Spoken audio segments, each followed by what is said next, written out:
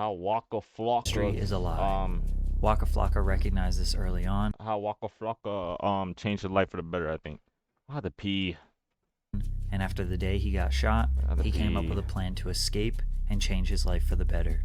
Waka is one of the rare examples of an artist who was able to see the highest of the highs in the music industry, and it didn't come crashing down in an all-out downward spiral. But make no mistake, his life wasn't easy. In the year 2000, his 10-year-old brother died because of a tiny decision that Waka made.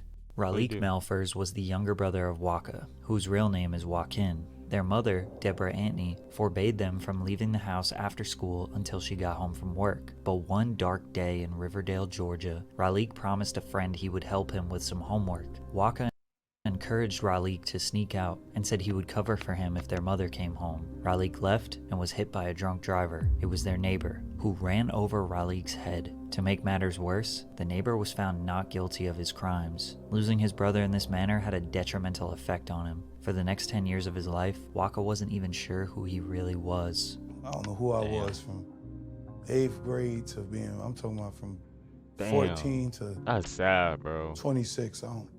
Luckily for Waka, he had an amazing mother, who not only worked numerous jobs to support him and his brothers, but would soon network with the right people and change the trajectory of both of their lives forever. Deborah landed a position with the Georgia Department of Family and Children's Services. It was here where she began to mingle with local artists such as Ludacris, who would come visit the kids at the shelter as a way to give back to the community. I started working at Fulton County and my whole life was just different.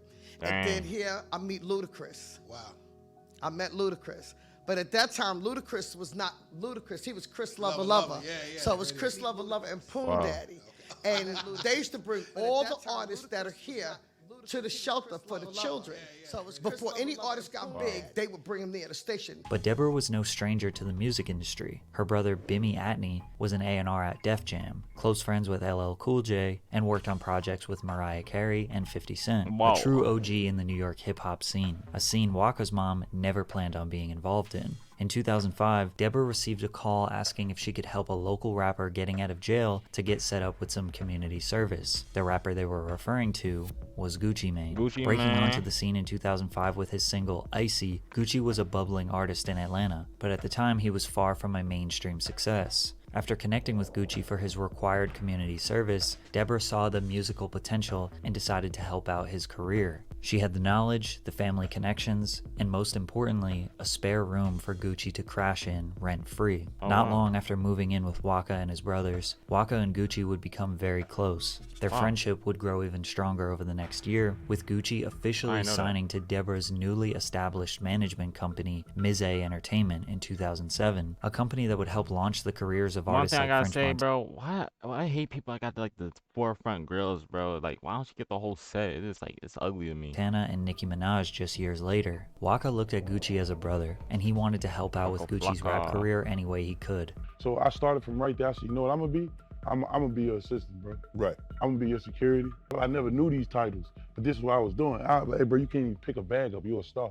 Unfortunately, Gucci couldn't help getting in trouble with the law and was constantly in and out of prison, completely stunting the growth of his rap career and leaving Waka uncertain about his future. Not wanting his family to fail, Waka decided to take matters into his own hands and get in the studio. Even though Gucci Mane straight up told him to his face he shouldn't be a rapper and that he was better off as a goon, Waka didn't care. He had a mission to make it big. I'm also on a mission to tell you about today's sponsor, Casetify. Casetify is the world's most popular tech accessory brand, known for their protective phone cases, 23 songs of aggressive, in-your-face trap music featuring the likes of Soulja Boy, his older brother Huda Kid, and a verse from Gucci himself. Managed by his mother, he would also join Gucci's first independent label called So Icy Entertainment, releasing numerous mixtapes in 2009. I'll be right back. I'm listening though. I got wireless. Quickly. But his true breakthrough would come the following year with his debut studio album, Flocka. This album had hit songs like Oh Let's Do It, which peaked at number 62 on the Billboard Hot 100, and No Hands featuring Wale, which peaked at number 13. An absolute smash success for a rapper who was only in the game for just over a year. Flocka is an album that many people point to for inspiring a large part of the mainstream trap sound. But before Waka could really enjoy this newfound fame and money, he was hit with a reality check like none other.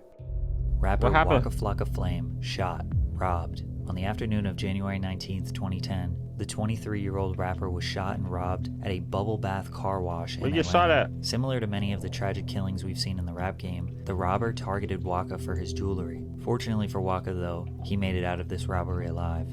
With only one gunshot wound to the arm, that day would end up being a major turning point for him, sparking him to reflect and question this so-called glamorous rapper lifestyle. Like, I feel like that was a lesson from God. You My know what I mean? fault. Because at the time, I was just like the most evilest person on the planet. Like, my mind was just devious. That's a you know what I'm saying? spiritual I was just awakening right doing there. All the craziest in life. And I felt like God had to stop me because I had a Yes, I'm whole washing my year hands. Shut the fuck and a up. half of my life just in fast forward. You know what I'm saying? Like, Right. so at that point in my life, I was slowed down. I realized who I am, what I was, and what I'm doing. You know, when I got shot, my leader ain't called me. He ain't called me and said, "Yo, you okay?" You know what I'm saying? That was Warner Brother. Guess what this man said? "Yo, can you record?" Like, Wow. what? So that day forward after I got shot, I never in my life trust labels. Because you money to them. Wow. You ain't no artist. You Wow. a golden ticket. Until your ticket rub off and the color go away, they gonna stick around. This and industry see ain't what no else joke, bro. To them even feel like they can't make no That's money. messed up. They ain't worried about you. After recovering, gaining a new outlook on life, and having tons of he a success with farmer his now? debut studio I heard, album, like, I saw a TikTok everything about appeared to being be a going farmer great now. for Waka. But behind the scenes, cracks were starting to form. A cautionary tale of why you should never mix business with family.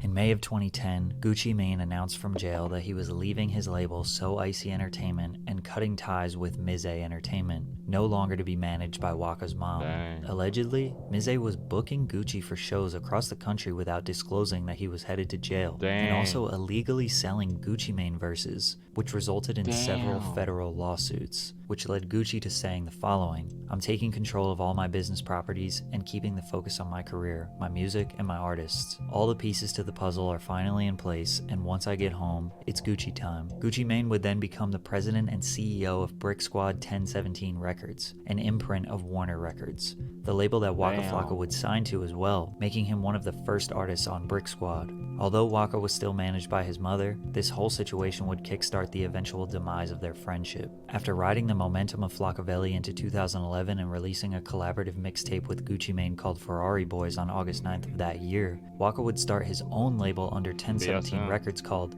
Brick Squad Monopoly. He was on top of the world. He had another single in rotation, Round of Applause featuring Drake, and Waka was a mainstream star. Diddy But Drake. just as he was reaching his peak success, he was hit with another tragedy. Waka's best friend and fellow 1017 rapper Slim Duncan was shot and killed. On December 16th, 2011, Uh-oh. Slim was at Star Studios in Atlanta. The whole 1017 family was there because Gucci Mane had a video shoot scheduled. At some point, Slim got into a verbal altercation with Young Vito, another ATL rapper, which ended in Vito taking a shot at Slim's stomach. He was Dang. rushed to the hospital and later died.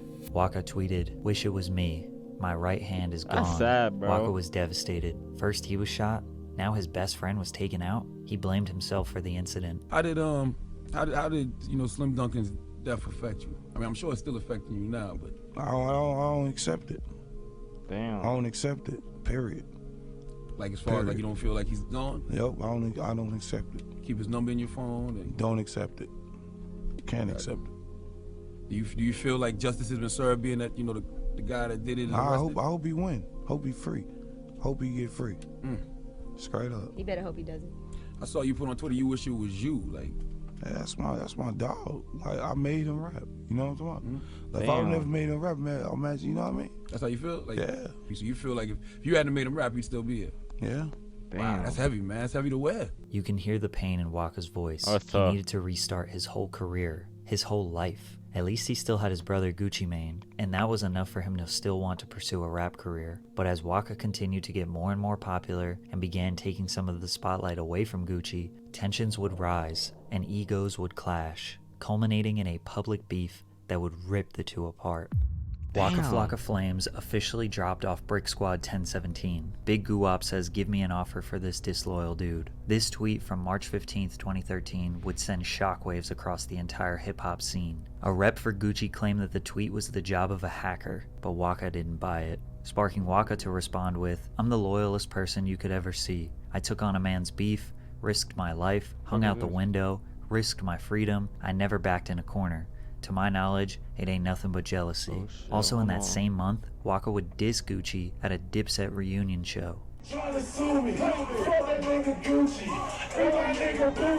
Things got even more heated between the two when Gucci sued Waka Flocka and his mom in November of that year, stating that Deborah stole jewelry from him, failed to report tax information on her income, misappropriated his assets, withheld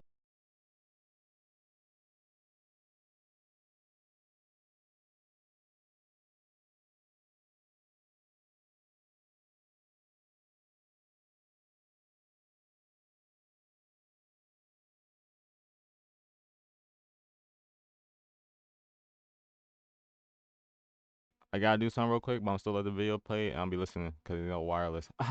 royalty payments and inflated costs and record label Don't say expenses. that. Waka would clap back on Twitter, but also made an appearance on The Breakfast Club to air out how he was feeling about the fallout. I want him to eat though, you know what I mean? I don't want to be out here looking like a bum. I don't care how crazy he doing, or I don't care if he jump off the roof. I don't go ahead. If I catch him, it's going digital. I don't want to kill him or nothing. I just want to slap him a couple of times, like a little brother. The duo, once referred to as the Batman and Robin of the Atlanta rap scene, was now completely dismantled. Plus, it didn't help that fans were taking Gucci's side, since they all thought the only reason Waka was popular was because of Gucci's fame. And just when things couldn't seem to get any worse, Waka was struck with another family tragedy. Rapper Waka Flocka Flame's younger brother, K.O. Red, dies from apparent self-delete. On December 29th, 2013, Waka would lose another younger brother. K.O. was an artist, I feel just like bad for Waka, bro. trying to make a name for himself in the rap game. The two of them had music together, performed together, and were extremely close. There was a lot of pressure being the younger brother of Waka Flocka Flame, and sadly K.O. was also losing his eyesight. The night K.O. expired, he had attempted to reach out to his big bro, but now falling back into his fast-paced lifestyle, Waka did not answer the call, making him wonder if anything would have been different if he had just stopped for a second and picked up the phone. Seen him call. No. I'm like, let me call Kel back as soon as this shit over with. I Bro call had him a back. harsh you know, life. No, bro. He called you before he. I don't know who else he called, but that's what if I done picked that call up? Like, that's when I seen like, yo, this rap shit. The loss of K.O. made Waka turn to getting high to numb the pain, a slippery slope for anyone to fall down. He lost two blood brothers. He lost his best friend that he had considered a brother, and had a falling out with Gucci, who was basically his adopted brother. Waka was losing everyone. Life was passing him by, and he had lost sight of the things that truly matter. He decided he needed to better himself. He finally had enough. Reevaluate his life, focus on being a role model instead of just a rapper, and that's exactly what he did. Waka was well aware at this point in his life how toxic and manipulative the music industry really was. Not only did he let himself get caught up in the lifestyle, he was blatantly lied to from the very start by his label. After signing for only $50,000 in 2010, Warner would constantly cover up how much revenue he was generating. As soon as I signed the deal, it just all hell broke loose. Like the label been lying from day one. Day one. Like when I tell y'all, like, I tell them like, all right, yo, did I recoup yet? They're like, nah, you ain't recoup. I'm like, how did I not recoup? I got 400 shows a month. Yeah, I mean, every record I got was popping. I'm like, how did I not recoup? It was acts like this that added salt to his wounds and confirmed to Being a Waka rapper, that he ain't was it? right to Become take a his streamer. life in a different direction. I get Being a paid. father figure, learning financial literacy, investing in businesses, and pursuing other LLC. passions like sports and video games being his new priority. After getting married to Tammy Rivera in 2014, Waka made a commitment to being a strong father figure in the life of her daughter Charlie, the child that Tammy had when she was just a teenager. Although Charlie isn't his biological daughter, that didn't matter. The two built a special bond, and Waka has been by her side ever since she was 4 years old. And basically after 2014, he stopped caring about the music industry. He never dropped another album, he didn't care about any the fame, he farmer just wanted to stuff, I better his seen life. that. He also began focusing his time on suicide prevention and mental health awareness. Him and his mom started the No RIP Foundation in honor of his brother, which helps grieving families by promoting responsible media reporting on deaths. Investing his time in mental health awareness also helped him come to terms with the loss of his brother K.O., tweeting this in 2020, "You have no idea how it feels to want to delete your own life, man. My little brother took his own life, man, and I deal with this fact every birthday because his birthday is a day after mine. This year I'm officially accepting the fact that he's in a better place." Because of his efforts, Waka received an honorary doctorate in philanthropy and humanitarianism in New York. Although Waka did extremely well financially thanks to his rap career, he wasn't the smartest with his money early on, which to be fair, not many rappers are. However, with his newfound perspective on life, he started taking financial literacy and business very seriously. It's easy. Once I learned the credit game, it was over. Game was over. When I know I had all the millions and I didn't even have a credit card, the dumbest. I was like the dumbest person ever. I used to just spend money on everything. Man, please. Yeah. Please. I'm going to open up an insurance, put $2-3 million in my insurance, and borrow from that and put it back in. Get your credit right. Clean your credit up. From me to y'all, clean your credit up. Stop putting everything in your name. Create a business, an LLC. Put everything in your LLC. I'm still in high school. And open up a C corp. But once I'm gonna go crazy. I'm telling you the names. Get a C corp and run an LLC. If you want to make it even deeper, go get a trust fund and run a corp that runs the LLC. You want to get even deeper, own two trust funds for your business and your person to run that trust and runs all the business. It can get deep, my guy. He didn't totally stay out of entertainment, though. He was able to land a pretty successful reality show on WE TV called Waka and Tammy, Waka Flocka, which definitely had its downsides, but at least he was able to get money while spending time with his family. We probably won't get another Waka Flocka album, and if we're lucky, maybe a single here and there, but that's okay.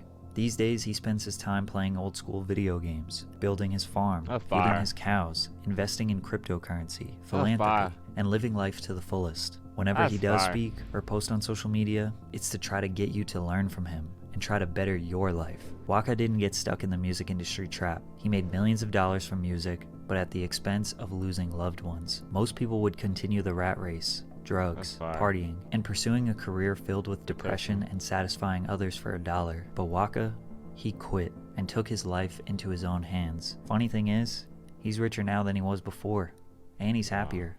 So why would he ever go back to music? That was a W video. I like the analogy, Patrick.